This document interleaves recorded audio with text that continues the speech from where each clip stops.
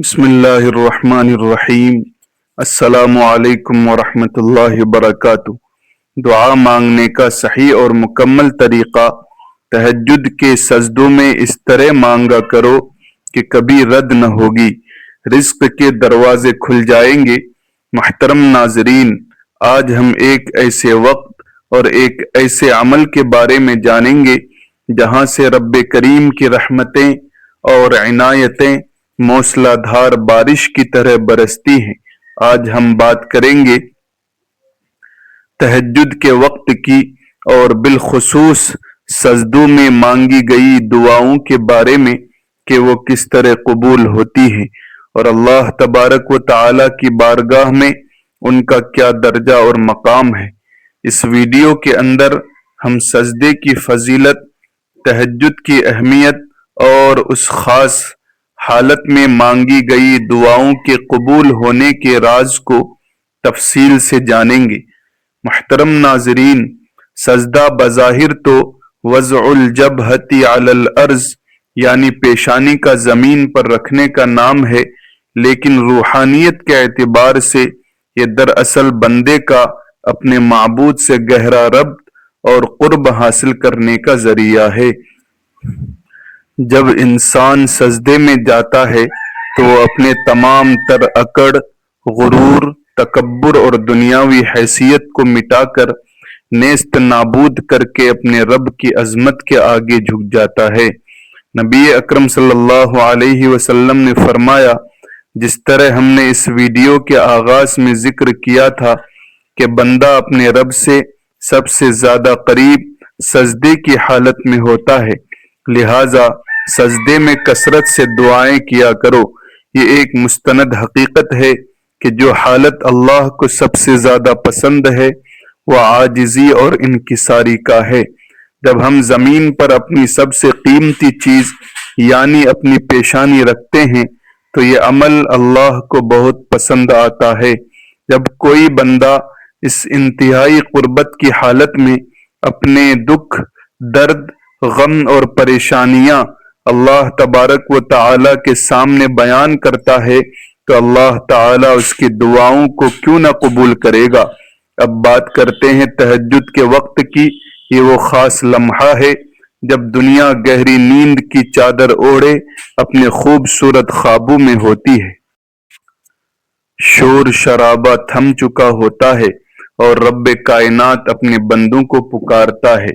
حدیث قدسی میں آتا ہے کہ اللہ تبارک و تعالی ہر رات جب رات کا آخری تہائی حصہ باقی رہ جاتا ہے، آسمان دنیا پر نزول فرماتے ہیں اور اعلان کرتے ہیں، کون ہے جو مجھ کو پکارے، دعا کرے تاکہ میں اس کی دعا قبول کروں؟ کون ہے جو مجھ سے مانگے تاکہ میں اسے عطا کروں؟ کون ہے جو مجھ سے مغفرت چاہے تاکہ میں اسے بخش دوں؟ اب آپ خود ہی اندازہ لگائیں محترم ناظرین، ایک تو وہ وقت ہے جب اللہ خود پکار رہا ہے اور دوسرا آپ خود سجدے کی حالت میں ہیں جو کہ رب سے سب سے زیادہ قربت کی حالت ہے۔ جب وقت اور حالت دونوں اللہ کے قرب اور قبولیت کے ہوں گے تو پھر دعا کیسے رد ہو سکتی ہے؟ یہی وہ خاص روحانی کیمیا ہے جو تہجد کے سجدوں میں مانگی گئی دعاؤں کو قبول کر قبولیت کی سند عطا کرتی ہے۔ ہم میں سے اکثر لوگ اکثر یہ شکوہ کرتے ہیں کہ ہماری دعائیں قبول کیوں نہیں ہوتی۔ اس ویڈیو کے اندر ہم آگے چل کر اس کی وجوہات پر بھی بات کریں گے، لیکن اس وقت کی دعا کی قبولیت کا تعلق انسان کی نیت اور اس کی محنت سے ہے۔ جو شخص اپنے بستر کی نرمی چھوڑ کر، اپنی نیند کی قربانی دے کر اندھیرے میں اپنے رب کے سامنے کھڑا ہوتا ہے اور سجدوں میں روتا ہے، وہ در حقیقت اللہ تعالی کے انعام کا حقدار بن جاتا ہے۔ اللہ رب العزت تو خود فرماتے ہیں کہ جن کے پہلو بستروں سے جدا ہوتے ہیں وہ خوف اور امید کے ساتھ اپنے رب کو پکارتے ہیں، تو ان کے لیے ہم نے جو کچھ چھپا رکھا ہے کوئی نہیں جانتا۔ اس میں نبی کریم صلی اللہ علیہ وسلم کی حیات مبارکہ سے بہترین مثال اور کوئی نہیں۔ حضرت یعقوب علیہ السلام جنہوں نے اپنے بیٹے یوسف علیہ السلام کے غم میں سالہ سال صبر کیا اور اللہ سے لگاؤ رکھا۔ انبیاء کرام کی دعائیں اور ان کی عاجزی ہمیں یہ سکھاتی ہے کہ اگر پریشانی، غم یا کوئی مشکل ہو تو اسے دنیا کو دکھانے کے بجائے تہجد کی تنہائی میں اللہ تعالی کے سامنے پیش کیا جائے، سجدے میں جا کر رویا جائے، کیونکہ سجدہ ہی وہ مقام ہے جہاں غم دور ہوتے ہیں اور پریشانیاں ختم ہو جاتی ہیں۔ صحابہ کرام رضی اللہ عنہم اجمعین بھی جب کوئی بڑی مشکل یا خوف کا سامنا کرتے تھے تو فوراً نماز اور سجدوں کی طرف متوجہ ہو جاتے تھے۔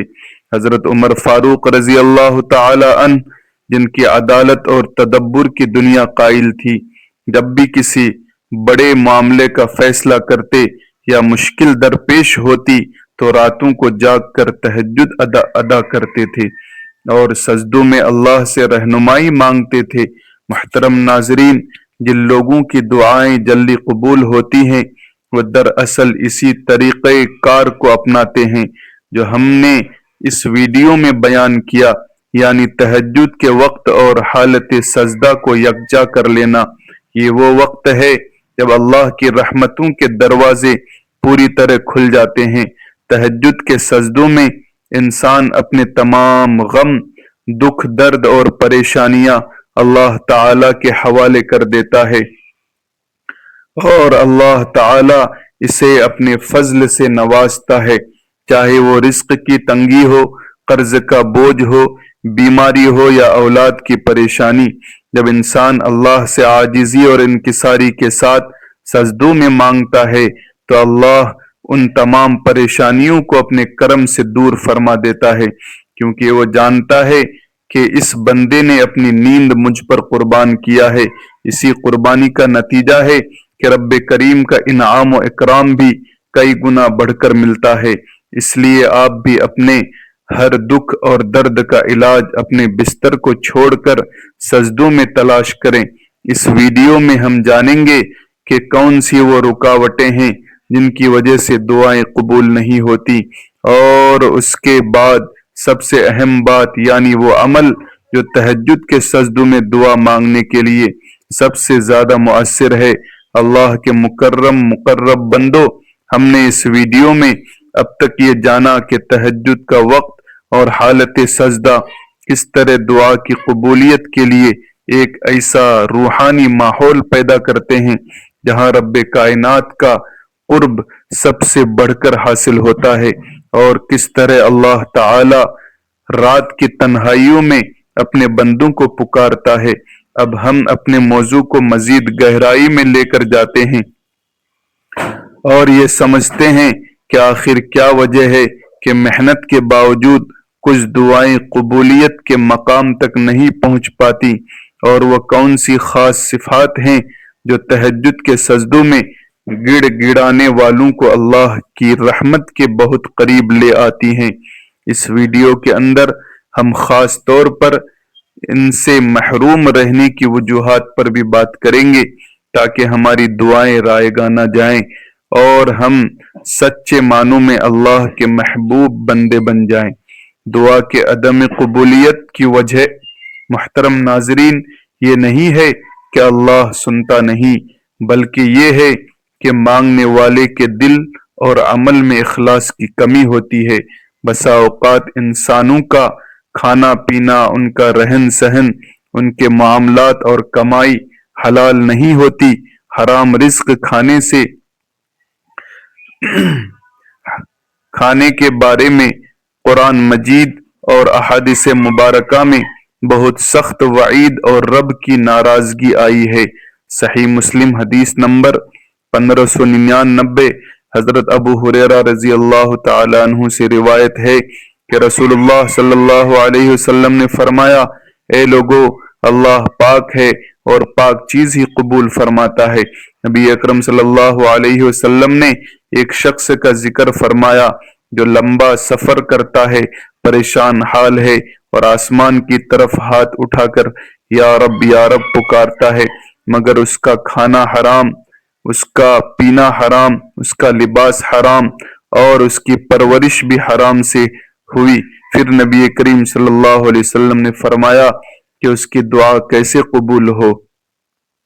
یہ مستند حدیث سیدھا یہ پیغام دیتی ہے کہ سجدوں میں آنسو بہانے سے پہلے ہمیں اپنے معاملات کو حلال کرنا ہوگا اور اپنے دل کو دنیا کی غلاظتوں سے پاک کرنا ہوگا۔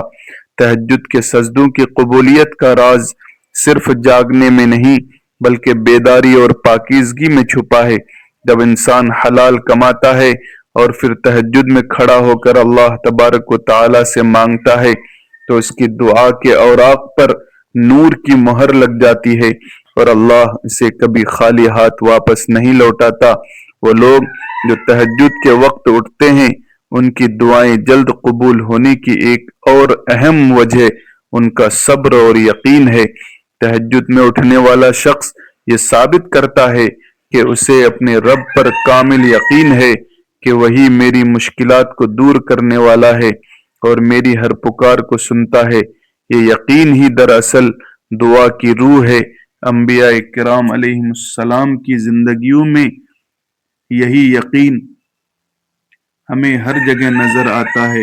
حضرت ایوب علیہ السلام کا واقعہ دیکھیں، جب بیماری اور مصیبت نے چاروں طرف سے گھیر لیا تو انہوں نے مایوسی کا شکار ہونے کے بجائے اپنے رب کو پکارا، جس کا نتیجہ یہ نکلا کہ اللہ نے ان کی ہر تکلیف کو دور فرما دیا اور انہیں نئی زندگی عطا فرمائی۔ اسی طرح حضرت یونس علیہ السلام جب مچھلی کے پیٹ کی تاریکیوں میں تھے تو وہاں بھی سجدہ ریز ہوئے اور دعا کی، لا الہ الا انت سبحانک انی کنت من الظالمین، یعنی تیرے سوا کوئی معبود نہیں، تو پاک ہے، بے شک میں ہی ظالموں میں سے تھا۔ ان کی یہ عاجزی، پکار اور سجدے کی حالت میں کیا گیا اقرار گناہ ہی تھا جس نے انہیں اس مصیبت سے نجات دلائی۔ یہی عاجزی اور اقرار گناہ ہے جو تہجد کے سجدوں کی خاص پہچان ہے۔ جب ایک گنہگار بندہ رات کی تاریکی میں سب سے چھپ کر صرف اللہ کے سامنے اپنے گناہوں کا اعتراف کرتا ہے اور عاجزی سے مغفرت مانگتا ہے تو اللہ کی رحمت جوش میں آتی ہے اور اس کے تمام دکھوں کو دور فرما دیتی ہے۔ محترم ساتھیو، اللہ کی رحمت اور اس کے انعامات ہمیشہ ہی سے عاجزی کے ساتھ جڑے ہوئے ہیں۔ تہجد کی برکت سے اللہ تعالی نہ صرف انسان کے گناہوں کو معاف کرتا ہے بلکہ اس کی زندگی میں سکون، اطمینان اور برکت بھی پیدا کر دیتا ہے۔ وہ دکھ اور درد جو دن کی روشنی میں انسان کو پریشان کرتے ہیں، رات کی تنہائی کے سجدوں میں ان کی شدت ختم ہو جاتی ہے۔ صحابہ کرام رضی اللہ عنہم کا معاملہ دیکھیے، دنیا کی بڑی بڑی طاقتوں کا مقابلہ کرنے کے باوجود ان کے دل میں ایک خاص اطمینان اور سکون پایا جاتا تھا، اور ان کا سرچشمہ ان کی راتوں کی عبادات اور اللہ کے حضور سجدہ کرنا تھا۔ حضرت ابو بکر صدیق رضی اللہ تعالی عنہ، جن پر امت کی سب سے بڑی ذمہ داری تھی، راتوں کو جاگ جاگ کر عبادت کرتے تھے اور انہی سجدوں کی بدولت اللہ نے انہیں ہر مشکل میں ثابت قدمی عطا فرمائی۔ اس لیے اپنے دکھوں، اپنے پریشانیوں اور اپنے غموں سے چھٹکارا پانے کے لیے تہجد کے وقت سے بہتر کوئی نسخہ نہیں۔ تہجد کا وقت دراصل اللہ کے انعام کی تقسیم کا وقت ہے، اور یہ انعامات صرف ان لوگوں کو ملتے ہیں جو بیدار رہتے ہیں۔ یہ ان لوگوں کے لیے اللہ تعالی کا خاص کرم ہے جو دوسروں کی غفلت میں اسے یاد کرتے ہیں۔ اس لیے اگر آپ کی کوئی مراد ہے، کوئی بڑا مقصد ہے، یا آپ زندگی میں کسی ایسی پریشانی کا شکار ہیں جس کا حل نظر نہیں آ رہا ہے، تو اس ویڈیو کے تیسرے حصے میں وہ عمل بتائیں گے جس پر عمل کر کے آپ تہجد کے سجدوں سے بھرپور فائدہ اٹھا سکتے ہیں اور اللہ سے اپنے تمام دکھوں کا مداوع کر سکتے ہیں۔ یہ بات یاد رکھیں کہ اللہ کا وعدہ ہے کہ دعا کبھی رد نہیں ہوتی، بس مانگنے کا طریقہ صحیح ہونا چاہیے۔ سجدے میں ہمارا دل اور نیت دونوں ہی اللہ کے سامنے پوری طرح جھکے ہوئے ہوں، تبھی اللہ اپنے فضل کا دروازہ کھولتا ہے۔ محترم ناظرین، ہم نے اس ویڈیو میں تہجد کے وقت کی فضیلت، سجدے کی روحانی عظمت اور دعا کی قبولیت کے لیے ضروری اخلاص و معاملات کی پاکیزگی کے بارے میں تفصیل سے جانا۔ ہم نے یہ بھی جانا کہ کس طرح اس خاص وقت میں کی گئی دعا کبھی رد نہیں ہوتی اور کس طرح ان سجدوں کے ذریعے رزق کے دروازے کھل جاتے ہیں۔ یہ وہ وعدہ ہے جو اللہ نے اپنے ان بندوں سے کیا ہے جو دنیا کی غفلت میں اسے یاد کرتے ہیں۔ اب وقت آ گیا کہ ہم اس اہم ترین عمل کو جانیں جس کے ذریعے آپ بھی اس روحانی دولت سے بھرپور فائدہ اٹھا سکتے ہیں اور تہجد کے سجدوں میں اپنی ہر حاجت، ہر دکھ اور ہر پریشانی کا حل پا سکتے ہیں۔ یہ عمل سادہ ہے لیکن اس کی تاثیر ایمان اور یقین پر مبنی ہے۔ یاد رہے کہ یہ عمل آپ کو نوافل کی ادائیگی کے بعد کرنا ہے تاکہ آپ مکمل طور پر اللہ کے ساتھ مناجات کے لیے فارغ ہو جائیں۔ عمل کا طریقہ: تہجد کے بعد اضافی سجدہ۔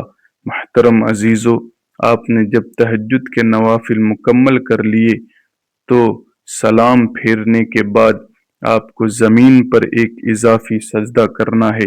یہ سجدہ دراصل شکر اور گڑگڑاہٹ کا سجدہ ہے اور یہی وہ سجدہ ہے جس میں آپ باقاعدہ نماز کی پابندی سے آزاد ہو کر اردو یا اپنی مادری زبان میں اپنے دل کا سارا حال اللہ کے سامنے بیان کر سکتے ہیں۔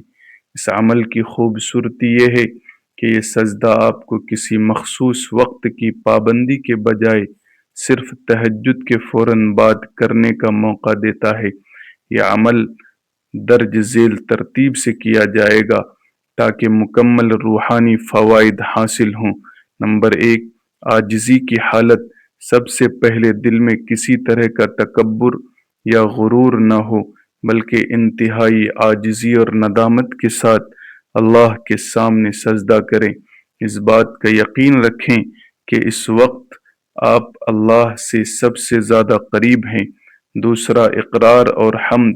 سجدے میں جاتے ہی سب سے پہلے اللہ کی حمد و ثنا بیان کریں۔ یہ وہی طریقہ ہے جو انبیاء کرام اور صحابہ کرام کا تھا۔ آپ زبان سے یا دل ہی دل میں 3 بار سبحان ربی الاعلی پڑھ سکتے ہیں۔ اس کے بعد آپ اللہ کی تعریف ان الفاظ سے کریں کہ اے میرے اللہ، تیرا شکر ہے، تو نے مجھے یہ مبارک وقت نصیب کیا، تو تمام تعریفوں کے لائق ہے۔ تیسرا، استغفار اور توبہ۔ سجدے میں رہتے ہوئے اپنے گناہوں کا اعتراف کریں، روتے ہوئے یا آنسو بہاتے ہوئے اللہ سے مغفرت مانگیں۔ اس عمل میں آپ نبی اکرم صلی اللہ علیہ وسلم کی یہ جامع دعا بھی دہرا سکتے ہیں: سبحانک اللہم وبحمدک، اشہد ان لا الہ الا انت، استغفرک واتوب الیک۔ جب تک دل نہ بھر جائے ندامت کا اظہار کرتے رہیں۔ جب گناہ معاف ہو جائیں گے تو یقیناً آپ کی دعائیں قبولیت کے راستے پر گامزن ہو جائیں گی۔ چوتھا، مراد طلب کرنا۔ مغفرت کے بعد اب آپ اپنی وہ حاجتیں، دکھ، درد اور پریشانیاں اللہ کے سامنے رکھیں۔ یہی وہ لمحہ ہے جب آپ کو اپنی زبان اردو، ہندی وغیرہ میں دل کھول کر اللہ سے مانگنا ہے۔ یہی وہ عمل ہے جو آپ کی دعا کو دوسرے لوگوں کی دعاؤں سے ممتاز بنا دے گا۔ اگر رزق کی تنگی ہے، سجدے میں کہیں: یا اللہ، میرا رزق تنگ ہے، میرے لیے برکت کے دروازے کھول دے۔ یہ سجدہ یقیناً آپ کے لیے رزق کے دروازے کھول دے گا۔ اگر کوئی مشکل ہے، عاجزی سے کہیں کہ یا اللہ، میری یہ مشکل نام لے کر بتائیں تیرے علاوہ کوئی دور نہیں کر سکتا، تو میری مدد فرما۔ عربی میں جامع دعا اپنی زبان میں مانگنے کے ساتھ ساتھ یہ دعا کثرت سے دہرا لیں جو دنیا و آخرت کی تمام بھلائیاں سمیٹ لیتی ہے۔ ربنا آتنا فی الدنیا حسنۃ وفی الآخرۃ حسنۃ وقنا عذاب النار۔ یقین اور اصرار، اس سجدے کو آپ اپنی حاجت کے اعتبار سے لمبا کر سکتے ہیں۔ جب تک آپ کو قلبی سکون نہ مل جائے اس وقت تک سجدے میں گڑ گڑاتے رہیں، دعا کو بار بار اصرار کے ساتھ مانگے۔ نبی اکرم صلی اللہ علیہ وسلم نے فرمایا کہ اللہ کو وہ بندہ پسند ہے جو اصرار کے ساتھ مانگتا ہے۔ جب آپ اس عمل کو مستقل مزاجی سے اپنا لیں گے تو یہ وعدہ ہے کہ یہ دعا کبھی رد نہیں ہوگی اور آپ کے تمام غم دکھ دور ہو جائیں گے۔ یہی وہ جامع عمل ہے جو تہجد کے سجدوں کی تاثیر کو کئی گنا بڑھا دیتا ہے اور آپ کو اللہ کا محبوب بنا دیتا ہے۔ محترم عزیزو، ہم نے اس پوری ویڈیو کے اندر اللہ کی رحمت کے خزانوں کی کنجی کو تلاش کیا اور یہ جانا کہ تہجد کے سجدے کس طرح ہماری پریشانیوں، دکھوں اور غموں کا شافی علاج ہیں۔ یہ صرف ایک عمل نہیں بلکہ اللہ کے ساتھ تعلق کو مضبوط بنانے کا ایک بہترین طریقہ ہے۔ ہم نے یہ مستند حقیقت جانی کہ اس حالت میں کی گئی دعا کبھی رد نہیں ہوگی، اور جب آپ اس یقین کے ساتھ اپنے رب کے سامنے جھکیں گے تو اللہ کریم یقیناً آپ کے لیے رزق کے دروازے کھول دے گا۔ لہٰذا میری آپ سے یہ دلی تلقین ہے کہ اس قیمتی عمل کو اپنی زندگی کا معمول بنا لیں۔